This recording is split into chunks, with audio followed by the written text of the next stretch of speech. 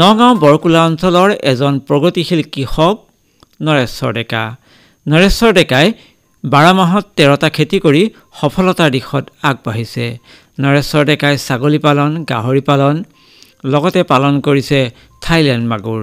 জিকা ফুলৰ খেতি কৰাৰ লগতে বতৰৰ অন্যান্য খেতি কৰি সফলতাৰ দিশত আগবাঢ়িছে।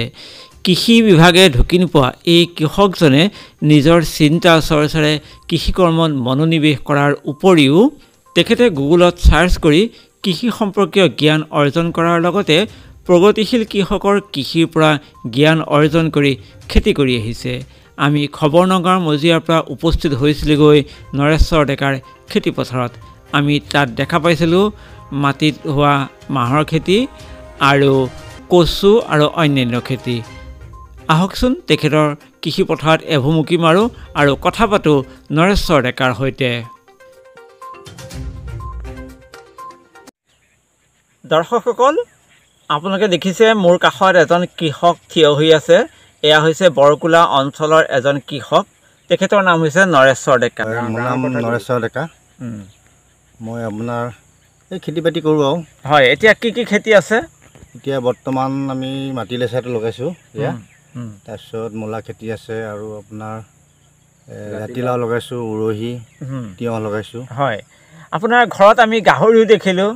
হয় হয়, গাহৰি কেইটামান আছে। হয়, কিমান মাটিত আপুনি খেতি কৰিছে? খেতি আপোনাৰতো প্ৰায় 8 বিঘামান মাটি হ'ব। 8 বিঘা। আপোনাৰ নিজৰ মাটি নে কি? নিজৰ মাটিও আছে, তাৰ লগতে আমি পাইকা চলোঁ। হয়, এতিয়া এই যি মাটিত হোৱা আপুনি মাহ কৰিছে, এইটো কেতিয়া লাগিব? এইটো আপোনাৰ বেছি দিন নহয়।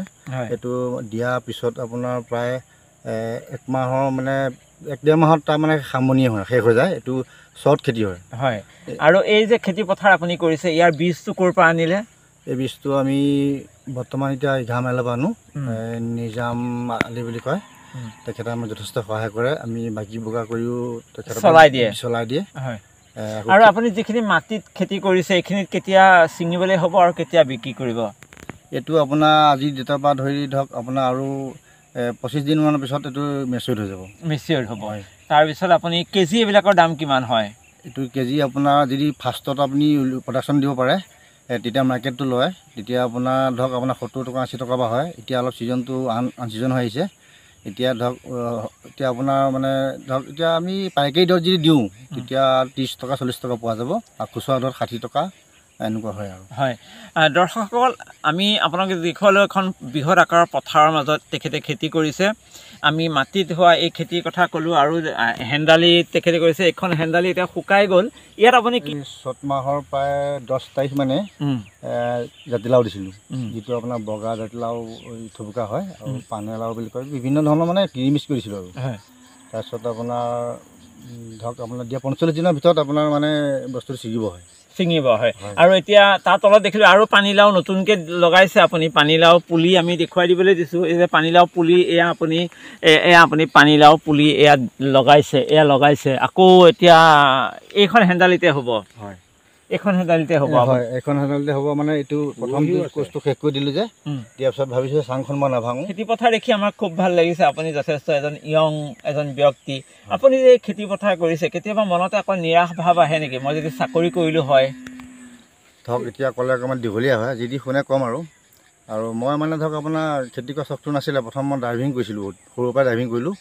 বহুত দূৰ লং জাৰ্ণি গাড়ী চলাৰ পিছত মানে আনৰ তলত থাকিব নিবিচাৰোঁ, যিটো স্বাধীন লাগে মোক। সেইটো তেখেতে আনৰ অধীনত গাড়ী চলাইছিল, কিন্তু স্বাধীনতা নাপাইছিল। স্বাধীনতা পাবলৈ হ'লে খেতি পথাৰত মন কৰিলে হয়। আমি যেতিয়া আমাৰ ভাৰতবৰ্ষখন স্বাধীন হৈছিল, জাতিৰ পিতা মহাত্মা গান্ধীয়েও কৈছিল যে আমি খেতি কৰিব লাগিব, খেতি কৰ্মৰ জৰিয়তে স্বাধীনতা গঢ়িব লাগিব, স্বাধীনতাক আমি জীয়াই তুলিব লাগিব, তেতিয়াহে আমি স্বদেশী হ'ব পাৰিম। আৰু এইজন ব্যক্তিৰ মুখত কিন্তু এইটো কথাই শুনা পালোঁ, ভাল লাগিলে আমাৰো।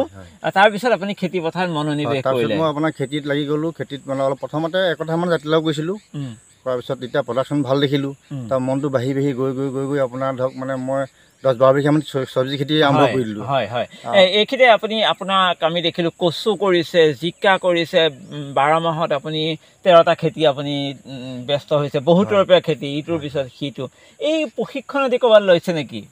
প্ৰশিক্ষণ মানে তেনেধৰণে মই আজিলৈকে লোৱা নাই, কিন্তু সৰুৰ পৰা মই খেতিতে ব্যস্ত আৰু খেতিটোৰ প্ৰতি খুব আগ্ৰহ আছিলে। আৰু ক'ৰবাত যদি মই ক'ৰবাত বজাৰলৈ গ'লোঁ খেতি কৰিলোঁ, মই বাইকখন ৰাখি পেলাই বা চাইকেলখন ৰাখি পেলাই মই চাওঁ কি কৰিছে কি নাই, তেনেকৈ চাই সোধাৰ পিছত তেখেতে কয় এনেকৈ কয়, খুব মনোযোগ দি পেলাই চাই পেলাই ধৰক মই তেনেকৈ আগবাঢ়িছোঁ, কিন্তু প্ৰশিক্ষণৰ আজিলৈকে মোৰ হোৱা নাই দেই। নগাঁৱত কৃষি বিজ্ঞান কেন্দ্ৰ আছে, কৃষি বিভাগ আছে, শ্বিলঙনি যিটো মাণ্ডলিক কৃষি গৱেষণা কেন্দ্ৰ আছে, তেখেতসকলৰ লগত আপোনাৰ যোগাযোগ বৰ্তমান নাই হোৱা, আৰু যদি ধৰক যোগাযোগ কৰিম বুলি ভাবি আছোঁ, কিন্তু আজি আপোনালোকক পালোঁ যেতিয়া মই আগ্ৰহে যাম। হয়, দৰ্শকসকল এই সুযোগতে মই আপোনালোককো খবৰ নগাঁৱৰ জৰিয়তে জনাওঁ, যিহেতু মই নিজেই আকাশবাণীৰ লগত জড়িত, বিভিন্ন বিজ্ঞানী কৃষি বিজ্ঞান কেন্দ্ৰৰ প্ৰতিজন বিজ্ঞানী আমাৰ আকাশবাণী নগাঁও কেন্দ্ৰলৈ আহে, তেতিয়া মোৰো সৌভাগ্য হয় তেখেতসকলৰ লগত কথা বতৰা পতাৰ। আৰু আজি এইজন কৃষকক আমি আজি খবৰ নগাঁৱৰ পৰা আহি পালোঁ। আমি আশা কৰোঁ আপোনালোকে তেখেতৰ দৰে নগাঁৱৰ কৃষি বিজ্ঞান কেন্দ্ৰ কৃষি বিভাগৰ লগত আপোনালোকে যোগাযোগ কৰিব আৰু আকাশবাণী শুনিব, তাতো কৃষিৰ কথা কোৱা হয়।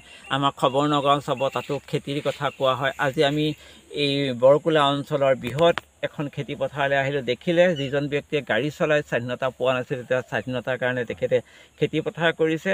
বাৰু ধন্যবাদ জনালোঁ আপোনাক। আমি আশা কৰোঁ পৰৱৰ্তী সময়ত আপুনি খেতিৰ জৰিয়তে স্বাৱলম্বী হ'ব। আমি আকৌ আহিম আপোনালৈ আমাৰ খবৰ নগাঁৱৰ তৰফৰ পৰা ধন্যবাদ জ্ঞাপন কৰিলোঁ। নমস্কাৰ। হয় দৰ্শকসকল, এয়া আছিল কৃষক নৰেশ্বৰ ডেকাৰ লগত হোৱা কথা বতৰা। এতিয়া মই খবৰ নগাঁৱৰ পৰা বিদায় লৈছোঁ। চাই থাকিব খবৰ নগাঁও। খবৰ নগাঁৱক লাইক, শ্বেয়াৰ আৰু ফ'ল' কৰিবলৈ নাপাহৰিব। চাই থাকিব খবৰ।